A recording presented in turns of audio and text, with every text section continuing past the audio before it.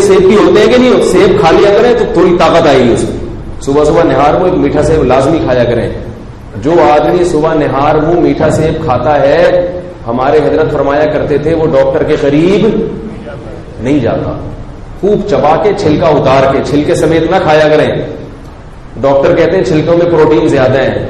ہر وہ چیز جس میں طاقت وٹامن چھلکے میں زیادہ ہیں، ڈاکٹر کہتے ہیں. یاد رکھو ہر وہ چیز جس میں وٹامن زیادہ ہو وہ کھانے کی نہیں ہوتی. آئی بات سمجھ؟ ہر وہ چیز جس میں وٹامن زیادہ ہو وہ کھانے کی نہیں ہوتی. اس میں یہ بھی دیکھا جاتا ہے کہ آپ کا معدہ ان وٹامن کو جذب بھی کر سکتا ہے کہ نہیں کر سکتا.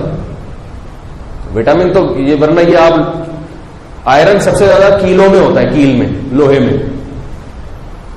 کیا خیال ہے بھائی؟ سیب میں آئرن ہے نا، تو آئرن کے لیے ڈاکٹر کیا کہتے ہیں؟ آئرن کی گولیاں کھائیں یا سیب کھائیں. زیادہ آئرن کس میں ہے؟ کیل جو ہے نا، جو گھر میں ٹھوکتے ہیں، وہ تو آئرن سے بھری ہوئی ہے. لیکن اس آئرن کا کرنا کیا ہے؟ جب وہ پیٹ میں جائے گا تو ہضم تھوڑی ہوگا وہ. تو ایسے ہی سیب کے چھلکے میں جو آئرن زیادہ ہے وہ چھلکا آپ کے معدہ اس کو ہضم نہیں کرتا.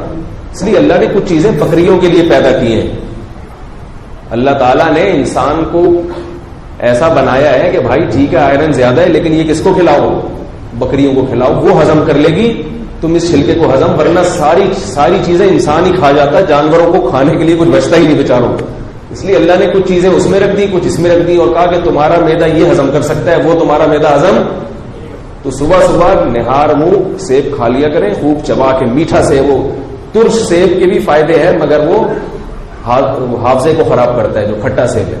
رس بھرا سیب ہونا چاہیے، رس بھرا. تو